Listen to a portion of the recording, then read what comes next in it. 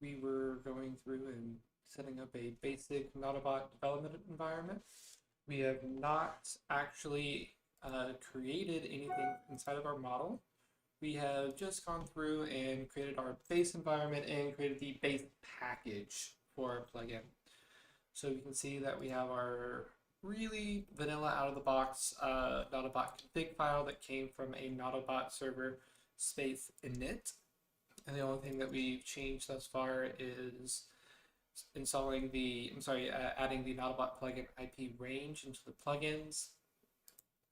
And if we come and we take a look at our package, we see that we have the Nautobot plugin IP range, our basic init file that has our configuration coming from subclassing the plugin config, coming from core Nautobot of nautobot.extras.plugins plugin config. You will see that inside of our test, we have just the basic assertion test that we're getting out of the box that Poetry generated us when we did a Poetry new. We'll see that there's nothing in the init, and there's the bycast from running it. So let's go ahead and get this ball rolling. So cool, I'm in the correct one. Go ahead and do my exports. So let's just make sure before we even get started that we are able to do a run server and be able to hit it. All right, and as I explained yesterday, in my local environment, I've got Nginx running for a reverse proxy and doing TLS termination on Nginx with a wildcard cert. Yep, and that's getting passed back to the service running on port 8000. And looks like we are good to go. Let me just check a few things. Yep, all right. So now let's go ahead and start working on our plugin itself. So today's topic is going to be creating our base model, and then from our base model, we're going to go through and implement a very basic test. We're not going to go through and do a fully blown, crazy, eccentric, very nested solution. We're just going to create a simple model and extend from there. There's going to be a foreign key relationship in there. We're going to also talk through if we wanted to set a certain field that we don't necessarily want it to be editable by the user, how we can do that, and talk through some levels of inheritance that we can pull in. So one of the first things that we're going to need to do is inside of our package is going to be creating our models.py. So within our models.py, there's going to be a couple of things that we're going to need to inherit from. One of the first things that we're going to be inheriting from is going to be from nautobot.core.models.generics import primary model. So why are we inheriting from our primary model instead of just inheriting from our Django DB models model.model or models.model? And so if we were inheriting from the out-of-the-box Django, it'd be from Django.db from Django.db import models. So let's say we are setting up our class. If we wanted to inherit from that, we models.model. And if we're inheriting from models.model, we're having to add all these bells and whistles ourselves. So if we're wanting to take advantage of tags that are built directly into Nautobot, or take advantage of the changelog model where we're automatically publishing changelog, custom relationships, or any of that fun stuff that we're getting out of the box from Nautobot, we'd have to invent all those wheels ourselves if we're extending just from the models.model. So let's take a look at the Nautobot core models generics. And this is where we're going to get into a concept that's very much to the core of Django itself, where you are going to be overloading and subclassing other items to be able to get the easiest path to your end solution. And so if we take a look here, we have our primary model, which is an abstract class. And so the way an abstract class for model works inside of Django is it's essentially creating a class that is never actually implemented. It's not creating a direct table. So if we go into Nautobot, we're not going to see a primary model that we can query against, but it's meant to be used to build other items. So that's why we see class abstract equals true. I'm sorry, class meta abstract equals true. But what we can see right now is that the primary model is extending from base model. We have our changelog model, custom field model, and our relationship model. One second. And also we can see here that we are also setting a class level attribute of tags, and we're saying that we're going to be using the taggable manager, which is coming from the tagit library. And we're doing it through the tagged item from Nautobot extras models tags. So now let's kind of dive into these other items that we're inheriting from. So we're going to be inheriting from primary model, but where is primary model getting all of its fun stuff? So the first thing is that we're going to be coming over to base model. And yesterday I had mentioned how within Nautobot we're using a UUID field instead of using a positive integer field for the ID. If we were to stay with just using models.model, our ID field is automatically going to be a positive auto-incrementing integer field. And that's perfectly fine. That's the out-of-box solution. But in theory, a positive auto-incrementing field, especially if used in URL patterns, could be used with a enumeration attack in theory. So we've taken the approach of using a UUID field. And so this is basically overloading the default ID field coming from Django core from models.model and replacing it with a UUID field. We're also going to be changing our query set manager to be coming from the restricted query set. And so this is essentially saying that we're only going to be returning objects in which the specific user has been granted the specific permissions to do. So we have some very detailed granular permissions that we can use within Nautobot, and that's just basically our way of enforcing that. So we want to make sure that we absolutely do at least come from base whenever we're developing a plugin. We don't necessarily inherit directly from models.model. We at least start with base. We can start with primary, which we're going to start with primary today, but I would at least recommend all plugins starting with the base model. And there's a few other things that are added here, so essentially giving us the ability to check if a record exists inside of the database.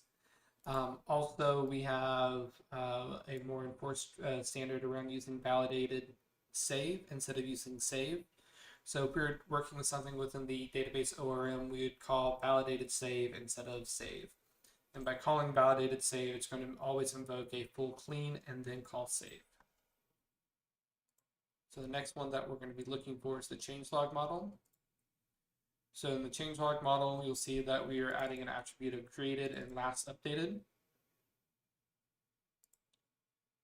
And then we're going to be custom field model, which the custom field model is going to be adding the custom field data, which is going to be a JSON field. And we're going to have a couple of fun little helper methods within the class itself to help us work with the custom field data. And lastly is going to be the relationship model, which gives us a source for association and destination for association as attributes on the primary model that we're going to be inheriting from. So out of the box, if we kind of run through it, we'll have tags. We don't have to implement tags. We're going to overload our ID to a UUID. We're going to implement the restricted query set from the object manager, so we're able to still align with the permissions that we're getting from Nautobot. We're going to have created and last updated, which gives us our information for changelog, our custom field, and our relationship. So there's a tremendous amount of value from this level of inheritance that we're getting out of the box that we're not having to necessarily implement ourselves. So now let's come back over to our code. And so like I said, we're not going to be coming from this models.model. We're actually going to be inheriting from the primary model.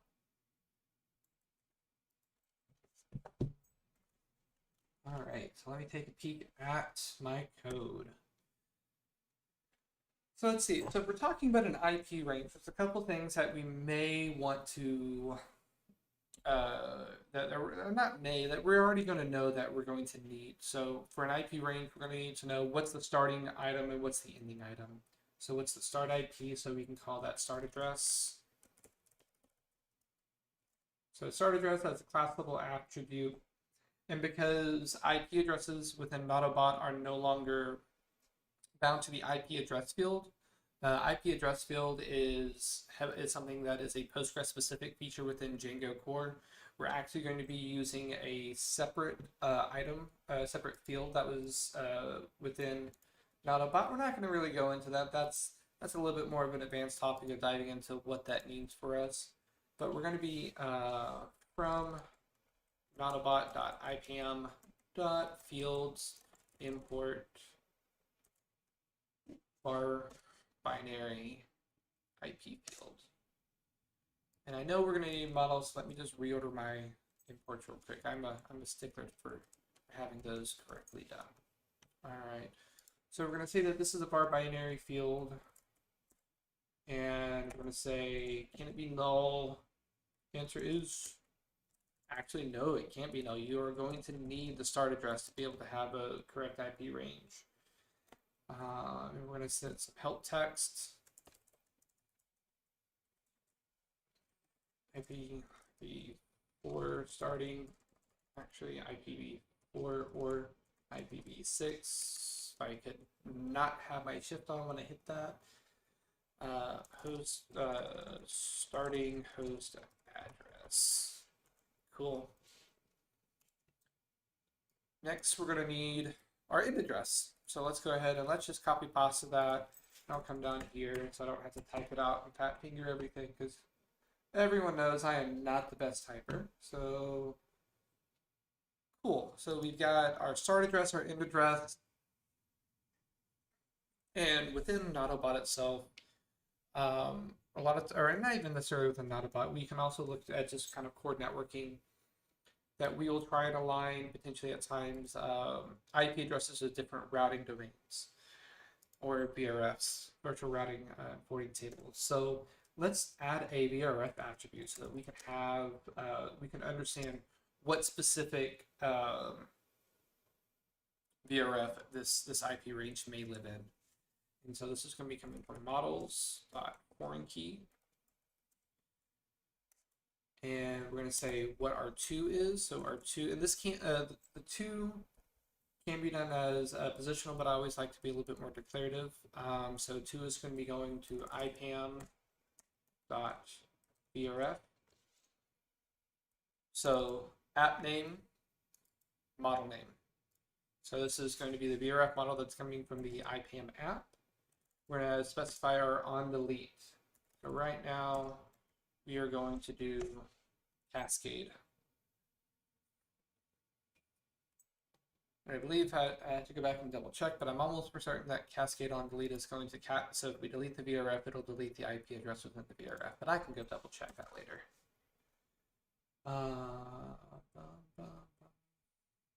Let's say this is blank equals true, null equals true, and yeah, that should be it. I don't think I need to specify anything else. Maybe wrong. I'm wrong a lot. If I need to specify something else, we'll catch it when we're doing our testing later, and we'll come back and fix it. So next, we're going to need to do our description.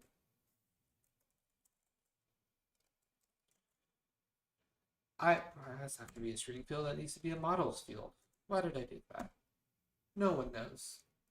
All right, so this is going to be a char field. So there's a couple things within the char field that we need to make sure that we specify. One of them is going to be max length. So we're going to set a max length of 200 characters. One of the big things, so text fields are predominantly used for multi-line or large string values, whereas char fields are meant to be used for a smaller subset of that. So if I'm not mistaken, I believe Nautobot core for our description fields are circled around the use of 200 characters for max length. So we're just going to go with that. This could be 50, Could be a lot more than that. We're just going to go with 200. And then we're also going to say that this can be blank. All right. Next, there may be times that we care to very quickly and easily look at something and see what the size of the underlying IP range is. So by doing that, what we can do is models.positive integer field. But hey, if we're going through and we're getting the start address and the end address, why are we setting this as a database attribute? And we could absolutely do this as a property field and just compute it on call time. But what we can also do is that we can set it inside the database and not put the burden on the end user to actually compute what that range size is. And so what we will do is editable is false. So you're maybe asking, so we're going to be setting this database field of size, but you can't edit it. So how is this getting set? If the user can't edit it, how are we getting this into the database? Well, I'm glad you asked. And after a word from our sponsors, which there are none, I'll be going over this for you. So there's a couple more things that we're going to have to go through and set before we get into setting the size portion. So let's go ahead and set our meta attributes. So our class meta. And we're going to override the default ordering. And we're going to set this to start address. Default ordering, whenever out of the box from Django, if I'm not mistaken, should be doing it based off of the ID field. But we're going to say if you do not specify an order by within your query set, it'll order by start address. We're going to say our verbose plural name will be IP ranges. So we're not letting Django out of the box just essentially put a S on the end. We're actually enforcing what we want the plural name to be and splitting up IP and ranges.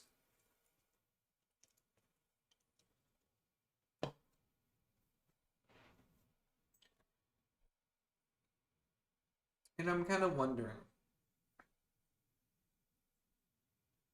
So one of the things that we can do within Nautobot is that we can set constraints.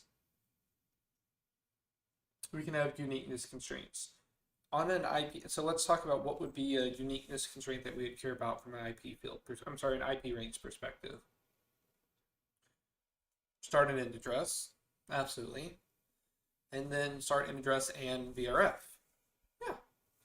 So how are we going to set constraints on that? If we were setting the constraints on this specific field would need to be unique, we just set that one field as unique. True. And we're good. We could also set unique together on the class level. But what happens if you need to set a uniqueness value that's based off of conditionals? So if we have a start address, end address, and VRF is one uniqueness constraint, and then the second uniqueness constraint could be just start address and end address. Excuse me. To do that, we need to set constraints on the meta, and we are going to need to do an import real quick. So we need to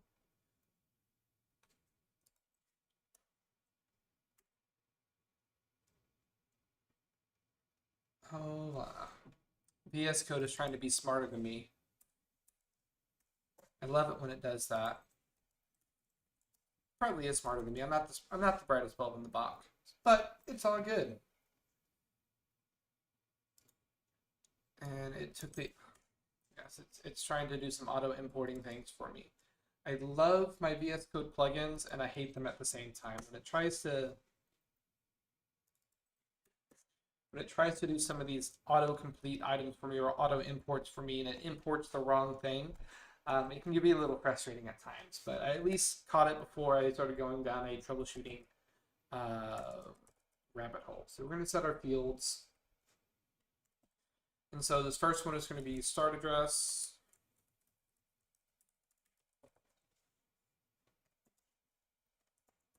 End address. And BRF. Cool. So that's what our unique constraint is going to be. Then we're going to specify a name value of unique with BRF. Cool. So that's got our first constraint done. Which, like I said, if you're doing just one unique together, it's not as complicated, but if you're doing conditionals based off of your unique values, this is where you need to use the unique constraint with the constraints attribute of the meta class. Let's go ahead and do another unique constraint.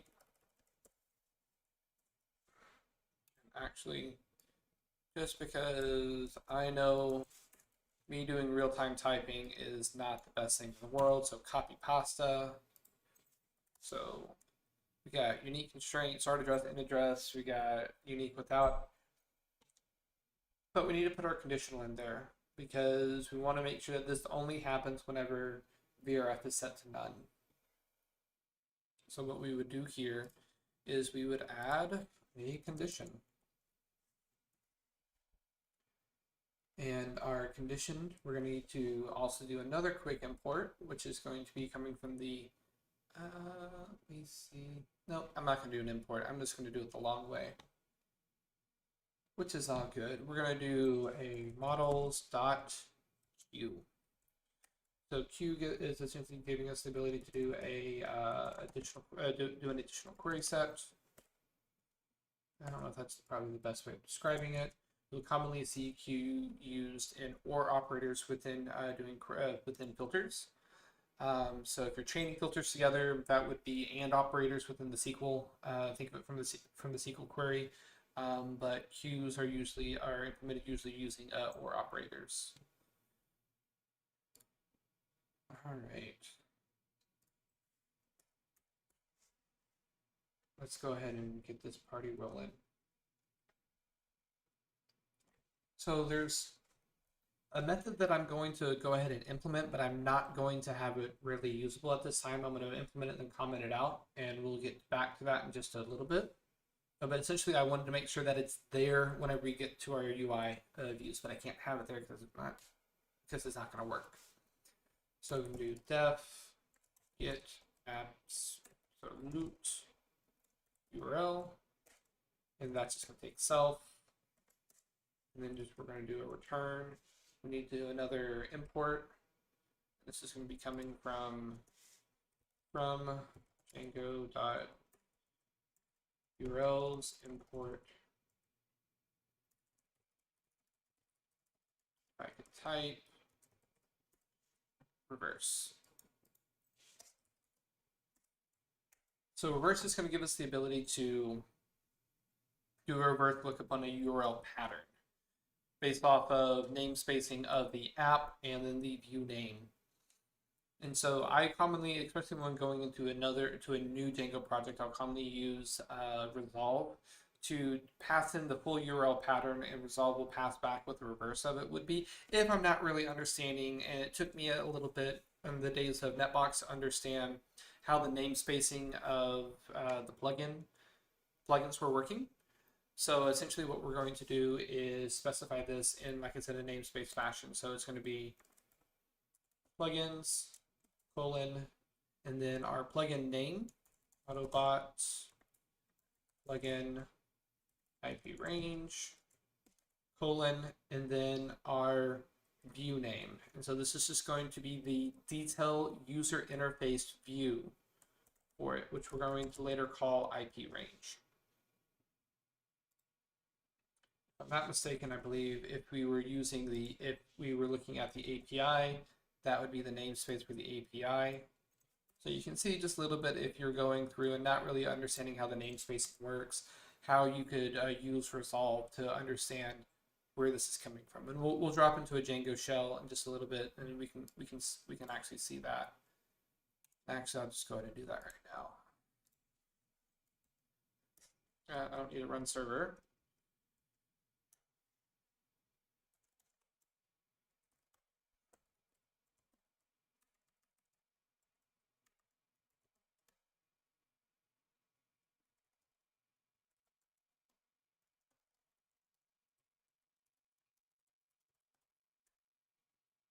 If we do a reverse on eSIM device, or I believe it's eSIM devices for the plural. Oh, come on. Please work with me. Let's just quickly go up. So you can see how if you don't know it off the top of your head, and you don't want to have to go back and look at underlying code, what we can do is we can do resolve, and we can pass it in and be eSIM devices.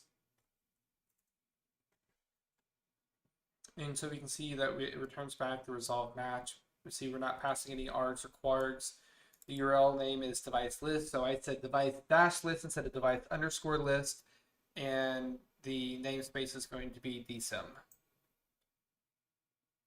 And so the way that that would look if we do reverse is going to be DSIM colon device underscore list. And we get devices. So just a quick and easy way that you can do your reverse mapping there. I am just going to comment this out just in case we run into it. I don't want us to be throwing exceptions for no reason. So we're just going to comment that out for there. Take a little bit longer than I thought we were going to need today. So let's go ahead and get this ball rolling. So next we're going to do the string representation of our model. So if we wanted our model just to inherit the default IP range and just be IP range whenever we're doing a stir on the model, we could leave it how it is. However, I kind of would prefer better contextual information on doing a stir on an underlying Django model. And so we're just going to define the stir function and overload that. And I'm just going to do an f string and do self.start address, self dot end address. Go ahead and close that off. Cool. So now whenever we specify we do a stir on an instance of an object, not a query set, but just a specific instance of an object, we're going to see start address minus end address, so we can see what our start and ending address of a IP range is going to be. So now this is where we're going to be going through and setting the size. So we're going to overload the save model. We're going to be calling super. So we can do a def save and just do self args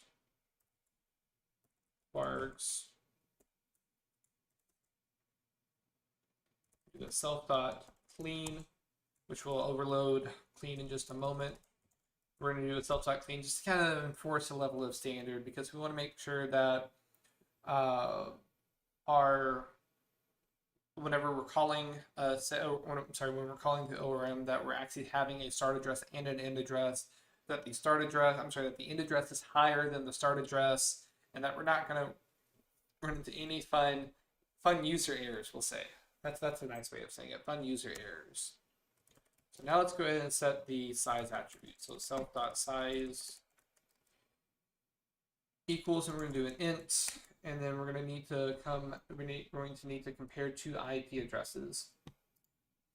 So we're going to need to cast the items to a NetAddr IP address.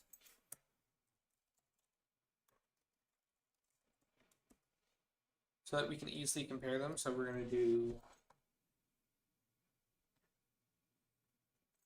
IP address, and that's going to be self.end address, IP address, and that's going to be self.start address. So we're just going to set our size, so an integer value of the difference between end address minus start address. So we're good to go on that. But after we run through and clean, which we're about to implement, and then we run through and set the size attribute, the next thing that we need to do is just call super and just invoke everything that's going to be coming from save out of the box. And we're just going to pass in args and vargs. Don't need that. All right. Now let's go ahead and implement our clean method so that we can make sure that we are appropriately catching any instance that someone passes in an incorrect start address or end address. So we're going to do self, and we're going to same thing, args, args. So if not, and we're gonna do this in a very safe manner so that we're not just gonna implicitly make assumptions that everything is properly there when it's passed into the clean method. So if not get adder, self is the object, and then we're gonna be looking for start address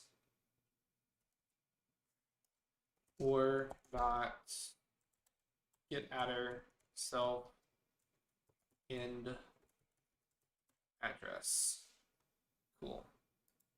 So if we're not the start address or we're not the end address, we're going to do something. So what are we going to do? We're going to need to do another import. So let's come up here and add this to our imports. From Django.for.exceptions import validation error. And part of the reason why that we're doing it in this fashion is if we raise a validation error in the very specific spot and we're working with a API view or we're working with a form inside of a UI view, we can get the actual contextual information passed back and just get an error that pops up for the end user versus throwing a stack trace or to contact the administrator. So that should be the idea on the ideal in case whenever we are getting to our UI views, is that if we try and pass something in from the UI perspective that doesn't pass this validation, we'll just get a validation error and it's not going to raise an exception then telling us to contact our administrator. And so we're just going to say must have a start address and end address. Cool.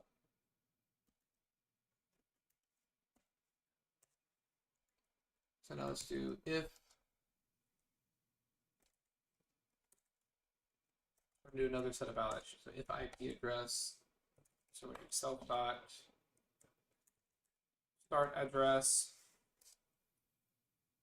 And this drives me absolutely bonkers, but I believe technically within ASA configuration, it's either ASA, yeah, ASA if I remember correctly, you can have a single IP in a range. So we are technically going to do it as greater than. So this is going to allow someone to account for a single IP to be in a range, because that is technically what is possible, at least on some versions of Cisco ASA.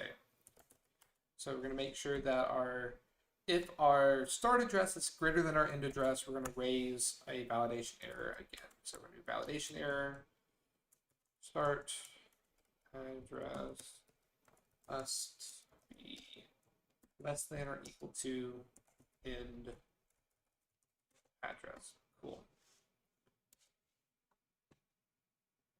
All right, now we need to make sure that we're calling super on clean. So same thing as we did before. So super clean. We're going to pass in args and quargs.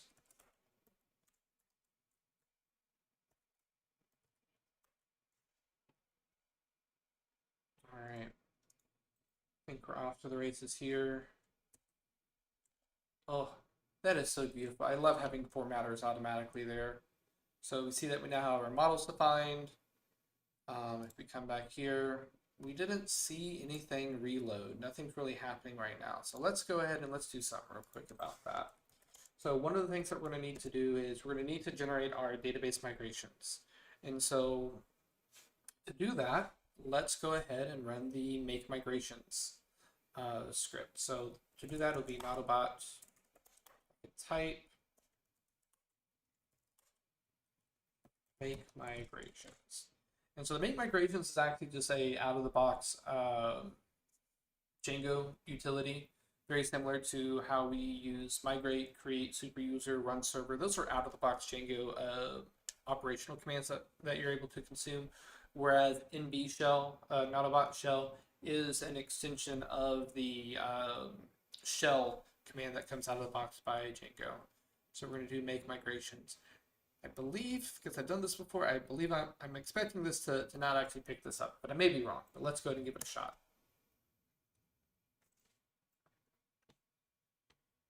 Got an invalid class attribute. Let's go look at our models. Let's see. What did I do? What did I do wrong? Side.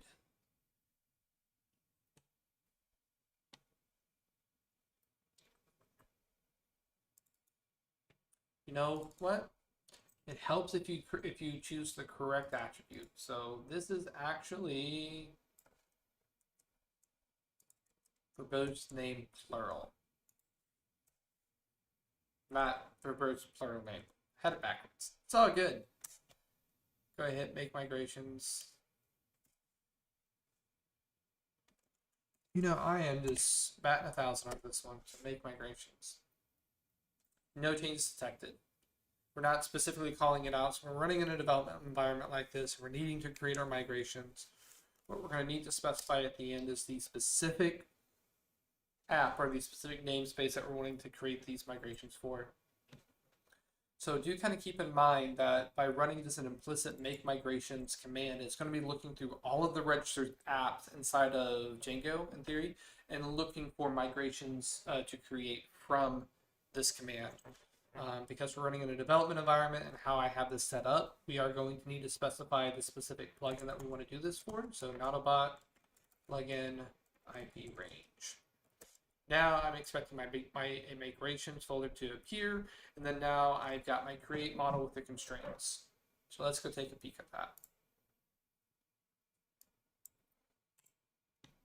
So we'll see that we have our auto-generated migrations file. I'm just going to do one thing because it's a pet peeve of mine. Love it.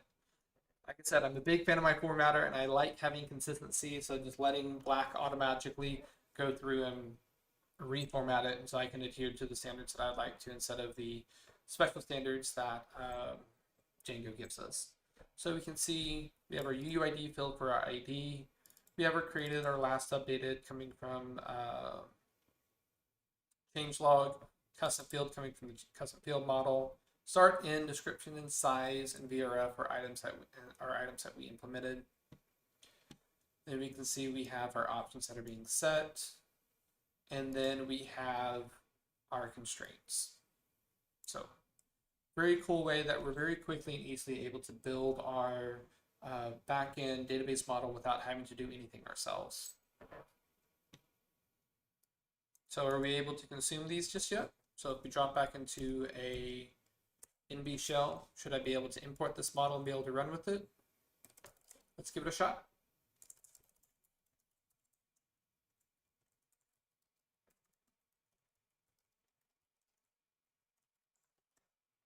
All right, so let's do IP range.objects.create, and we'll do a start address. Why am I quoting it? I don't need to quote it. Well, but I need to quote this part. My goodness.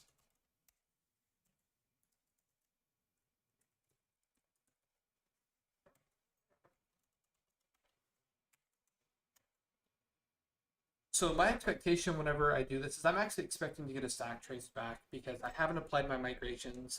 Django doesn't know how to handle this call. There's no table on the back end that's going to be referencing it. Exactly. So we can see that the actual insert, so this is translated into an actual SQL command on the back end. It doesn't exist. So what can we do? Let's just start another shell session. You get a shell session, you get a shell session, everybody gets a shell session. So I've got my environment set up. So now let's do a Nautobot server migrate. So we're going to see that our migration was applied. So now if I come back over here, I don't think I have to refresh my Django shell. I think I should be able just to go up. And I'm just going to assign this to an actual IP. We'll do IP, perfect. So we can see that it actually created the actual model on the back end. So if we do IPs equal IP range dot objects dot all, do IPs dot count. We have one.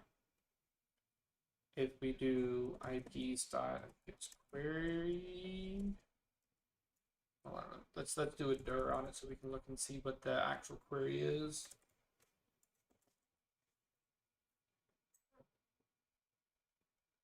Maybe DB query. It's been a moment since I've done that one.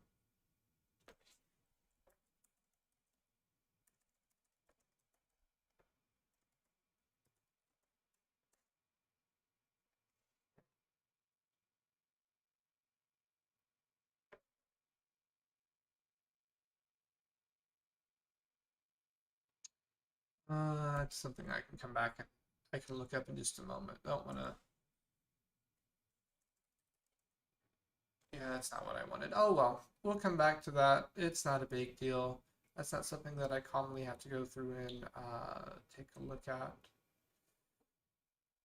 It has me perplexed at the moment. Oh well, I'll come back to that. But we can easily see that we have our, we can create our underlying models inside of the database. We have our model created with our constraint. So in theory, if we were to come back up and say, let's do a start address of 11 and an end address of 3, this should give us a failure with validation error. Cool. Result outside IP address boundary. So that's not the expected one that I was hoping to get, but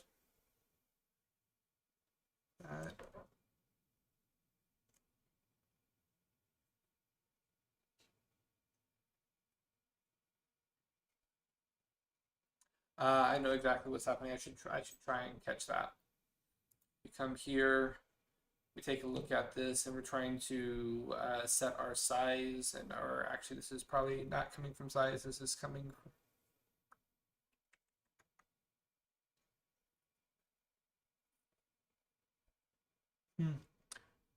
Gonna have to come back and look at that in just a little bit because our start address was greater than our end address, but it never triggered our validation error. Cool. All right. Interesting. Love that. Gotta love these little happy little accidents, but that's all good. Let's move on because we only got a little bit more time. Let's go ahead and let's create a little bit of a base test. So we're doing a little bit of overloading, which is good. So what we can do is we can also create a base test just to make sure that everything is going to work just as we expect. So inside of our test folder, we're going to do a new file and we're going to do tests. Oh, thank you for doing that for me, VS Code. So new file, test underscore, and we're just going to call it models.py. So there's a couple things we're going to be importing from. So from Django.test, we are going to import test case. Let's go ahead and do from Nautobot.ipan.models import VRF. No, don't. Why are you auto-completing for me? No, thank you. Oh, wait. Gotta fight. It's not a good day unless you're fighting through IDE. So Nautobot plugin IP range.models import IP range. Let's go ahead and set up our test class. So we'll do class, test models, test case is what we're going to be inheriting from. Let's go ahead and set up do a quick little setup. So the setup is going to be called on before we invoke each test function within Nautobot itself. So let's do def setup. And this is just going to inherit from none. No, not inherit from none. Why did I say that? It's going to return none, but it's going to be accepting itself as an argument. So let's set a attribute of self.vrf equals vrf.objects.create, and then we're just going to say name test vrf. Cool. And I need to set an equal sign because I need to assign that. Cool. So we're just going to basically be setting up a test VRF that we can utilize in our underlying functions.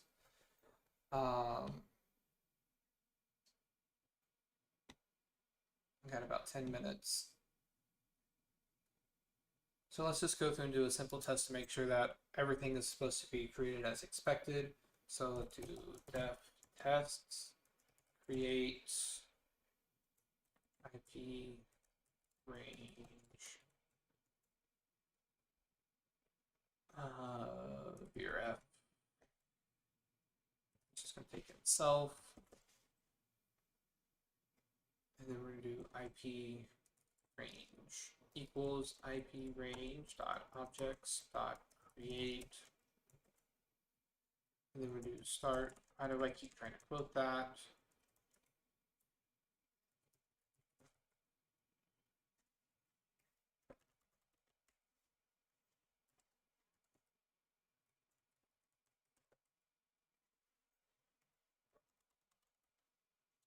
So start address of 1, end address of 3, and then we'll do VRF equals self dot VRF. That's self. Cool.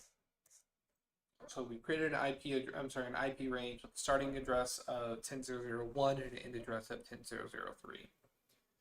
So now let's do some quick assertions. So we can do self dot assert equal.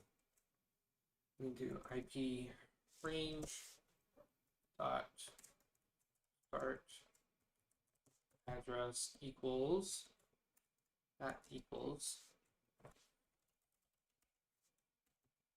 So we got our IP range, start address is equal to 10.0.0.1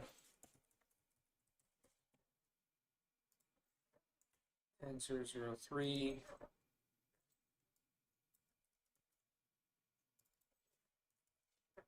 Check that our VRF actually matches the VRF, and we can actually even we can go a little bit deeper. We can say the ID of the nested object. So VRF is nested inside of the IP range is equal to self.vrf.id, just to show that we're walking a little bit deeper into the nested objects, and we're able to pull that out.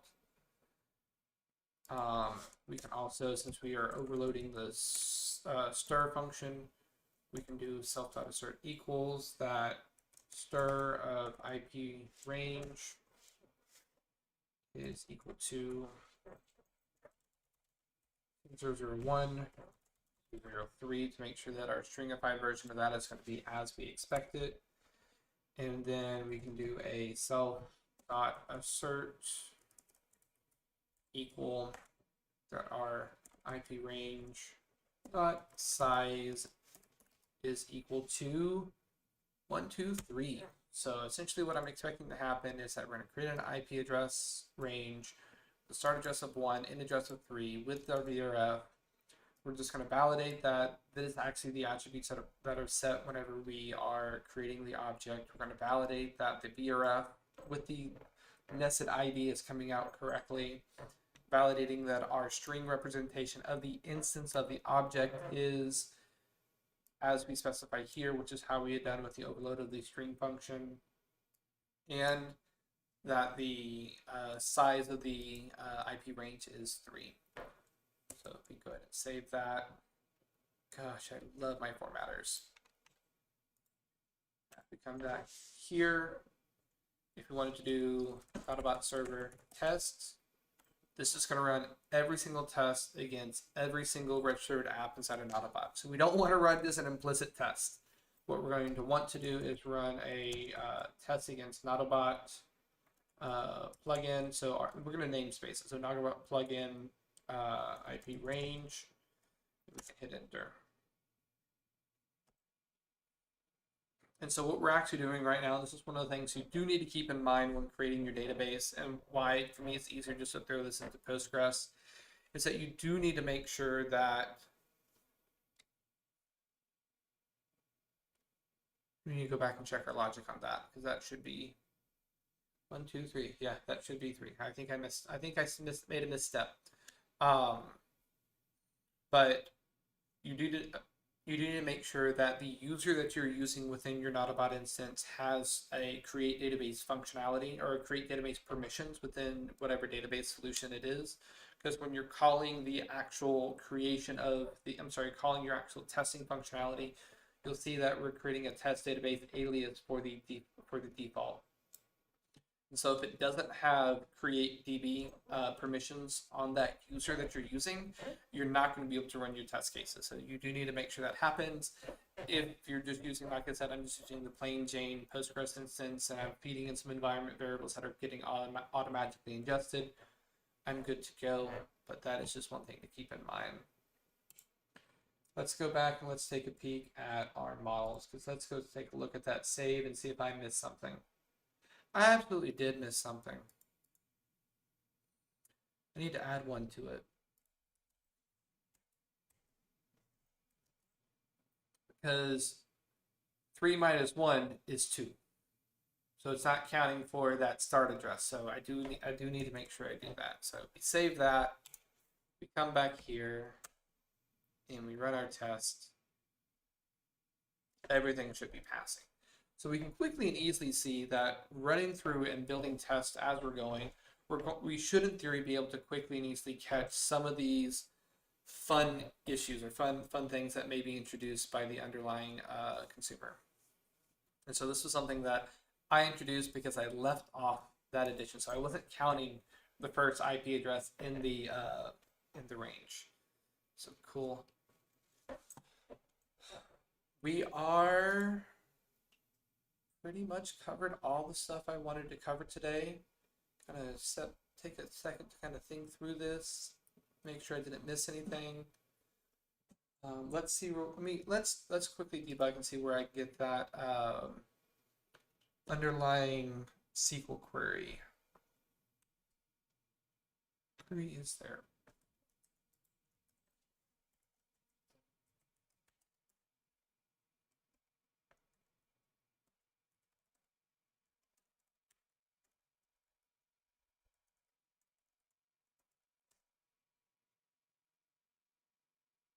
All right, I'm just gonna have to look that up real quick. Instead of hunting through dir, I'm just gonna look it up. Django queries, because we have a query set to SQL.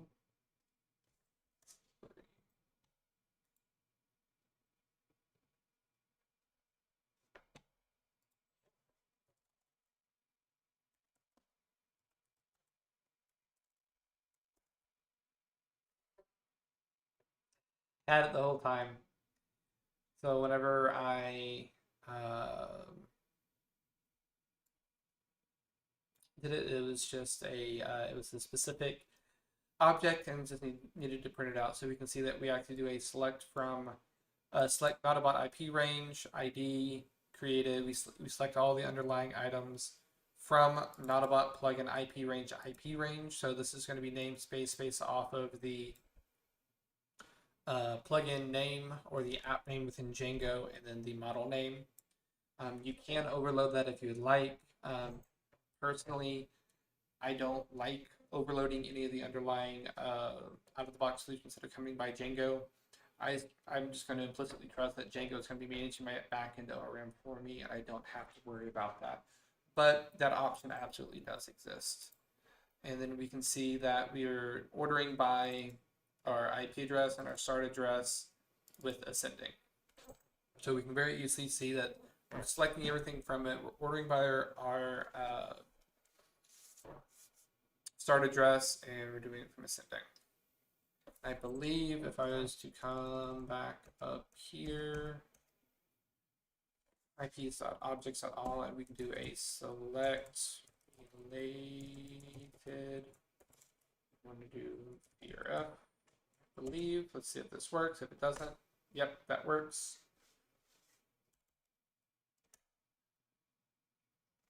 And so we can actually see that our query is a little bit different. So the reason why our query is a little bit different is that in this first query where we just did IP range objects.all, we're just pulling back a select statement for that specific table. So whenever this is actually going to be returned back, the VRF item is going to be the ID that's going to be pointing to the ID from the VRF table. But by passing in select related, we're essentially going to be doing a join statement. So we're doing a left outer join on the IPAM VRF table. to pull that additional information in. So we're joining two SQL tables into one to where we're getting that all back at the same time. Now, if we were to go through and pull an instance of an object, and so like if we do IPs dot first, just to pull the first one out, dot VRF. No, we're not assigning a VRF on here, but if we had a VRF assigned, we would see the VRF here. So we can actually do that real quick and do VRF equals VRF dot objects dot create name equals foo. If I could type. One thing about live streams, if you can't type, you're not going to have a good time. So we now have our VRF. And so we can do IPs first, VRF equals VRF.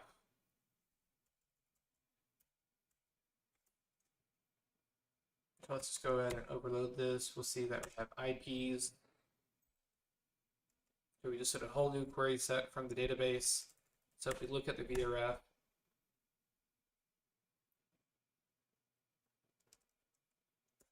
it'd help if you saved it.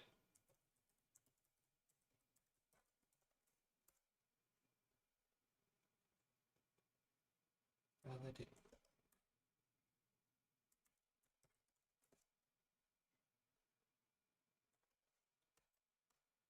My goodness.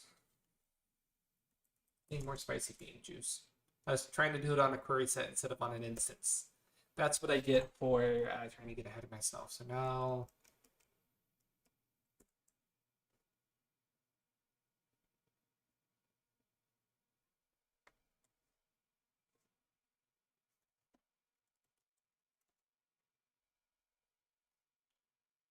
maybe it's because I'm doing it inside of first. All right, so let's do IP equals IPs dot first.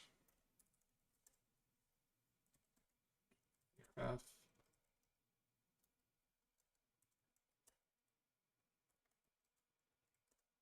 Cool.